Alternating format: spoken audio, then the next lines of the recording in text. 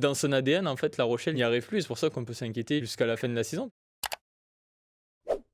Là, on sait déjà que Grégory Aldrit ne jouera pas à Clermont. Paul Boudéan est également blessé. On connaît l'équipe de La Rochelle pendant les doublons qui a été très très mauvaise. Ça paraît très compliqué pour La Rochelle. La chance de La Rochelle là, sur cette saison, c'est qu'on a l'impression que ça avance pas beaucoup pour le top 6. En fait, les équipes se neutralisent de week-end en week-end. On a l'impression que c'est ouvert, mais que ça avance pas beaucoup et que ça va se jouer à pas grand-chose. Pour l'instant, ça permet de maintenir cette équipe de La Rochelle en vie. Ouais, mais bon, au final, sur le jeu, là, c'est compliqué pour les Rochelais. Parce que même les internationaux n'ont pas pu changer grand-chose, même s'ils ont fait un plutôt bon match en plus. Mais ça suffit pas. Et c'est vrai que, comme tu dis, ils ont fait un plutôt bon match, mais en fait, ils n'ont pas réussi à créer peut-être un choc psychologique ou en tout cas entraîner les autres avec eux. On pensait que peut-être le retour de Pierre Bogaret, qui n'est pas joué depuis longtemps, leur ferait du bien. Alors, il avait été très bon contre le Racing, mais ils avaient perdu. Là, on s'est dit peut-être, voilà, à domicile, bon, certes, il y a eu la pluie qui n'a pas facilité les choses. Et cette équipe de Castres a été accrocheuse, mais c'est vrai que, autant contre le Racing notamment, ils avaient essayé d'envoyer du jeu et on voyait qu'en fait, ils n'en étaient pas du tout capables et que ça n'avait pas du tout marché. Dans son ADN, en fait, La Rochelle n'y arrive plus. C'est pour ça qu'on peut s'inquiéter jusqu'à la fin de la saison parce que dans le contenu, bon, je pense qu'ils ne seront pas inquiétés en bas.